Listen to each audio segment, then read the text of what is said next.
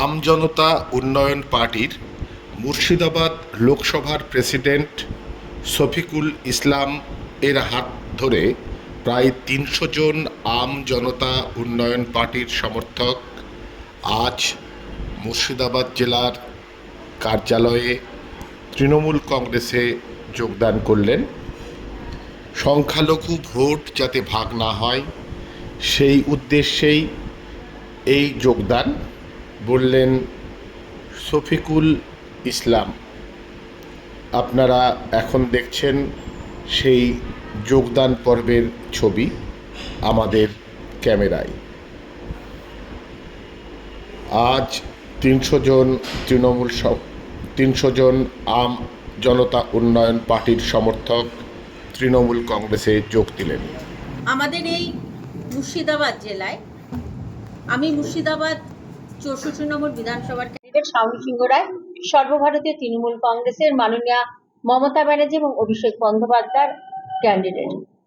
আজকে সারা মুর্শিদাবাদ কেন্দ্রে চারিদিকে বিভিন্ন রাজনৈতিক দলের মানুষ মমতা ব্যানার্জির উন্নয়ন, অভিষেক বন্দ্যোপাধ্যায়ের সাংগঠনিক ক্ষমতা দেখে তারা চাইছেন আমাদের দলে যোগ দিতে।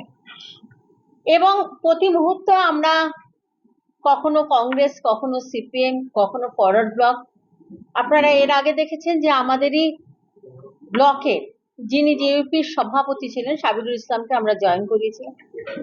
আজকে আমাদের ভাই উপস্থিত আছেন শফিকুল ইসলাম, যিনি জেইউপির মুর্শিদাবাদ লোকসভার সভাপতি এবং ৬৪ নম্বর মুর্শিদাবাদ বিধানসভার অবজারভার। খুব সাংগঠনিক শক্তিশালী লোক তিনি। প্রতিটা মুহূর্তে আমাদের যে ৮টা অঞ্চল রয়েছে সেই ৮টা অঞ্চলের বিভিন্ন প্রান্তরে তিনি ছুটে যান তার সংগঠন করার জন্য, কিন্তু তিনি তার এই পরিশ্রমের ফল জেইউপি থেকে পাচ্ছেন না। তিনি মনে করেন মানুষের পাশে থাকতে গেলে, মানুষের উন্নয়ন করতে গেলে একটাই রাজনৈতিক দল, সেটার নাম হচ্ছে তৃণমূল কংগ্রেস। তাই তৃণমূলে আজকে জয়েন করার জন্য তিনি ইতিমধ্যে আমাদেরকে জানিয়েছেন এবং তিনি আজকে উপস্থিত আছেন। আমরা আমাদের দলের পক্ষ থেকে আমরা আমাদের যুব সভাপতি ভাই বিশ্ব, আমাদের মাইনরিটির সভাপতি কাউসার, আমাদের মহিলা সভানেত্রী বোন ফতেমা, আমাদের ইন্টারগ্রেট সভাপতি নীলিমেশ, তাদের সকলের উপস্থিতির মধ্যে দিয়ে আমরা তাকে বরণ করে নেব এবং বরণের সঙ্গে সঙ্গে সাংগঠনিকভাবে আমরা তাকে নিয়ে আগামী দিনে আমাদের মাইনরিটির যে সংগঠন ভাই কাউসার পরিচালনা করছে সেই সংগঠনকে আমরা আরো শক্তিশালী করব। উনি কি একাই এলেন না ওনার সঙ্গে আরো আছে? ওনার সঙ্গে আরো অনেকে আছেন, প্রায় ৩০০ জন মানুষ রয়েছেন। প্রতিটা অঞ্চলে ওনার সংগঠনে যারা লোকেরা আছেন তারা একই সুরে সুর মিলেছেন, তার সঙ্গে তাকে সমর্থন করেছেন এবং সেই কারণে তারাও ঠিক বিধানসভা নির্বাচনের প্রাককালে আজকে যেখানে এসআইআর কে কেন্দ্র করে প্রতি মুহূর্তে যেভাবে ভোটারদের নাম বাদ পড়ছে এবং বিশেষ করে মাইনরিটি ভোটারদের নাম বাদ পড়ছে, সেই জায়গায় দাঁড়িয়ে মানুষ হতাশাগ্রস্ত। আপনারা জানেন আগামী ৫ তারিখ মাননীয়া মমতা ব্যানার্জি তিনি আসছেন আমাদের ৬৪ নম্বর মুর্শিদাবাদ বিধানসভায় মানুষের পাশে থাকার জন্য। আজ সমস্ত কিছু পরিবেশের ওপরে দাঁড়িয়ে আজকের এই জয়েনিং আমাদের দলের অনেকখানি গুরুত্বপূর্ণ জায়গা নিচ্ছে। অ্যাকচুয়ালি আমি ২০০৯ সালে ৩০শে ডিসেম্বর তৃণমূল কংগ্রেসে জয়েন করেছিলাম প্রয়াত সাকির হোসেন এবং সন্দীপ রায়ের মাধ্যম দিয়ে। তখন থেকে গত ১০ই জানুয়ারি ২০২৬ পর্যন্ত অ্যাকচুয়ালি আমি তৃণমূলেরই লোক, তৃণমূলেই ছিলাম। দীর্ঘদিন তৃণমূলের সংগঠন করেছি, বিভিন্ন স্তরে বিভিন্নভাবে কাজ করেছি। পরবর্তীতে আমাদের মধ্যে হয়তো কোনো মিসআন্ডারস্ট্যান্ডিং হয়েছিল, যার কারণে আমি জেইউপিতে গিয়েছিলাম, কিন্তু আমি গিয়ে দেখলাম একটা নতুন পরিবারে অ্যাডজাস্টমেন্টের ব্যাপারটা। দ্বিতীয়ত যেহেতু এখানে আমার তৈরি করা পরিবার এবং এখানে দেখছি যে ভোটটা কাটা যাবে সেটা দেখছি তৃণমূলের একটা সংখ্যালঘু সম্প্রদায়ের ভোটটাই কাটা যাচ্ছে, মাইনরিটি সম্প্রদায়ের ভোটটাই। সেই ভোটটা কাটতে গেলে দেখা যায় এখানে বিজেপি নিঃশ্বাসটা বেশি পেয়ে যাবে। সেই কারণে আমি দেখছি যে ৬৪ নম্বর বিধানসভা সহ মুর্শিদাবাদে যাতে কোনো রকমভাবেই বিজেপি কোনো নতুন নিঃশ্বাস না পায় এই মুর্শিদাবাদে, তার জন্যই কিন্তু আমি আবারও তৃণমূলে যে পরিবারে ছিলাম সেই পরিবারে আমি আসবো। হুমায়ুন কবির কি আপনাকে যথাযোগ্য সম্মান দেয়নি? না, আমি হুমায়ুন কবিরের কথা বলবো না, ওনাকে আমি ব্যক্তিগতভাবে রেসপেক্ট করি। উনি একজন ভালো লিডার, সেই দিকটা আলাদা জিনিস। কিন্তু আমি ওখান থেকে দেখেছি কাজ করার পরে যে কাজের প্রভাব, এখন যেহেতু গভর্নমেন্ট ওয়েস্ট বেঙ্গল গভর্নমেন্ট মানে তৃণমূল কংগ্রেস সরকারের, এই তৃণমূল কংগ্রেসের যেহেতু এখানে গভর্নমেন্ট, দ্বিতীয়ত কাজ করতে গেলে এখানে তৃণমূল কংগ্রেসকেই প্রয়োজন। এবং এইখানে যদি আমরা বিজেপিকে রুখতে যাই, সাম্প্রদায়িক শক্তিকে রুখতে যাই, তাহলে লড়াইয়ের যে মুখ সেটা কিন্তু বর্তমান সর্বভারতীয় তৃণমূল কংগ্রেসকে প্রয়োজন। তাই এই তৃণমূল কংগ্রেসের হাত যাতে আরো শক্তিশালী হয়, মাইনরিটি ভোটটা যাতে বিভাজন না হয়, ভাগ না হয়, সেই কারণেই কিন্তু আজকে এখানে আমরা কতজন লোককে যোগ দিচ্ছে? আমার বিশেষ করে আজকে মুর্শিদাবাদ 64 নম্বর বিধানসভা থেকে প্রায় 300 জন লোক আমরা একসঙ্গে একইভাবে কি পদে ছিলেন আপনি? আমি ওখানে মুর্শিদাবাদ লোকসভার প্রেসিডেন্ট ছিলাম এবং 64 নম্বর বিধানসভার আমি অবজারভার ছিলাম।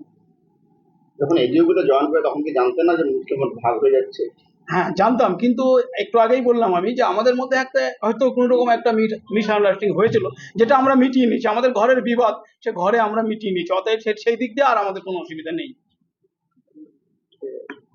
আপনার যেখানে প্রার্থী হয়েছে তাকে কি পছন্দ না আপনার? বর্তমান না যেটা হয়েছিল, যেটা হয়েছে আপনাদের প্রার্থী দিয়ে? দেখেন আমাদের এইখানে 22শে ডিসেম্বর যে প্রার্থী ঘোষণা করেছিল মনীষা পাঠক পান্ডে, বর্তমানে তিনি আজ থেকে 3 দিন আগে জয়েন করেছে। নতুন মুখ এখন ওনারা দিয়েছেন হাসনাত সাহেব বলে এক ভদ্রলোককে, তিনি মাইনরিটি সেলেরই একসময় আমাদের সঙ্গে কাজ করতেন, তিনাকে দিয়েছেন। এবার পছন্দ বলে না, উনি কজন মানুষকে চেনেন, একটা নতুন জায়গায় বহিরাগত ভাবে গিয়ে কজন লোককে চেনেন, কাকে চিনবেন উনি, কার সঙ্গে যে কথা বললেন, সেই জায়গাটা তো একটা পার্টি থেকে একটা জায়গায় যদি কাউ ক্যান্ডিডেট হয় তাকে তো দেখতে হবে যে তার মুখটা কতটা পরিচিত। সম্মানীয় স্বামী সিংহ রায় মহাশয় ওখানে মাটি কামড়ে একদম গ্রাসরুট থেকে তিনি রাজনীতি করতে করতে এই জায়গায় পৌঁছেছে। এইখানে তো তিনার বিকল্প তো আমি আর দেখছি না, যে কারণে আমি দেখলাম যে ভোটটা শুধু কাটা হবে আর ভাগ করা হবে, কোনো কাজেই আসবে না। কারণ একদিকে যদি 6 কেজি থাকে আর একদিকে যদি 1 কেজি থাকে, তাহলে 6 কেজির জায়গায় 1 কেজি কোনো কাজেই যেমন লাগবে না, তেমন সেই ক্ষেত্রে আমি দেখেছি যে এই মুহূর্তে যদি আমরা মাইনরিটি ভোটটাকে বিভাজন করি তাহলে পুরোপুরি আমরা কিন্তু এখানে বিজেপিকে সাপোর্ট করিয়ে দেওয়ার জন্য কিন্তু মরিয়া। অতএব সেই জায়গায় সুযোগটা না দেওয়ার জন্য আজকে মাইনরিটি ভোটটা যাতে বিভাজন না হয়, মমতা ব্যানার্জি যেহেতু মাইনরিটি সম্প্রদায়ের সঙ্গে সর্বদা এবং এক কথায় তিনি জাতি ধর্ম বর্ণ নির্বিশেষে সকলের সঙ্গে আছেন, তাই আজকে আমি একদম স্বেচ্ছায় সাংগঠনিকভাবে আজকে মুর্শিদাবাদ জেলা টিএমসি মাইনরিটি সেল এবং মুর্শিদাবাদ জেলা টিএমসিতে এসে আমি যোগদান করি। হুমায়ুন কবির ছিলেন আম জনতা পার্টির কোন দায়িত্বে ছিলেন? বলুন। আম জনতা পার্টির কোন দায়িত্বে ছিলেন আপনি? আমি ছিলাম মুর্শিদাবাদ লোকসভার প্রেসিডেন্ট ছিলাম, আর 64 নম্বর বিধানসভার আমি অবজারভার ছিলাম মুর্শিদাবাদ। একটা বিষয় হুমায়ুন বিজেপিকে সুবিধা এখন পর্যন্ত তো ওনার যে কথাবার্তা ও তো নিজেই লড়ছে। আমি একটু আগেই বললাম যে ব্যক্তিগতভাবে ওনাকে আমি রেসপেক্ট করি, কিন্তু রাজনৈতিক যে পরিকাঠামো সেই জায়গাতে দাঁড়িয়ে কিন্তু আমি এইখানে কোনোভাবেই আমি বিজেপিকে সমর্থন বা সাপোর্ট করার পক্ষে মোটেই নয়।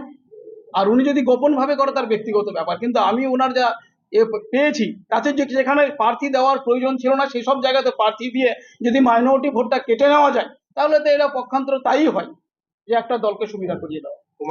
হুমায়ুন থেকে এখনো বেরিয়ে আসতে পারেননি আপনি? না, ওটা আমি বলিনি। আমি বললাম যে উনি একজন রাজনীতিবিদ হিসাবে বা উনি একজন শ্রদ্ধার পাত্র হিসাবে ওনাকে আমি রেসপেক্ট করি। তাহলে এই নয় যদি আমি বেরিয়েই না আসতাম তাহলে আমি সশরীরে আমার লোকজন নিয়ে সেখানে আমি জয়েন হতাম না।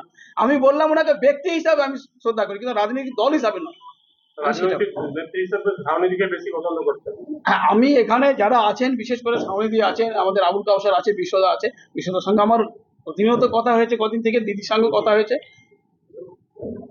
লাস্ট একটা আপনাকে বক্তব্য করি, সেটা হচ্ছে হুমায়ুন কবির এখানে বলছে যে বিজেপির বিরুদ্ধে তিনি লড়াই করছেন, অথচ দেখা যাচ্ছে মুর্শিদাবাদে 22টা আসনের মধ্যে 20টা তৃণমূলের, 2টো মাত্র বিজেপি, মানে আপনার বিধানসভা সফর। তাহলে কি পক্ষান্তরে বিজেপিকে হেল্প করছে না হুমায়ুন কবিরের দল? না, হুমায়ুন কবিরের দল হেল্প করার এইটা তো সোজাসুজি একটা চলেই আসে যে আমি তো একটা কথাই বললাম যে এখন যে ভোটটা মানে এজিউপিতে কাটবে সেটা কিন্তু সংখ্যালঘু সম্প্রদায়ের ভোটটাই কাটবে, কারণ এখানে হিন্দু ভোট কাটার মতো পজিশন খুবই কম। যেহেতু মুর্শিদাবাদ মানে এক কথায় সংখ্যালঘু অধ্যাসিত এলাকা, এটাকে সংখ্যা গরিষ্ঠই বলা যায় এক কথায় সংখ্যালঘুদেরকে, সেই ক্ষেত্রে এখানে যদি ভোট কাটা হয় সেই ভোটটা কিন্তু অ্যাকচুয়ালি তৃণমূলেরই কাটবে। আর তৃণমূলের যখন ভোট কাটবে তখন নিঃশ্বাসটা কিন্তু বিজেপি পাবে, এখানে দ্বিতীয় আর বিকল্প কেউ পাবে না।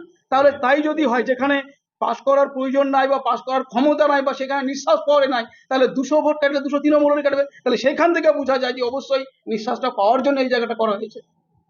Thank you.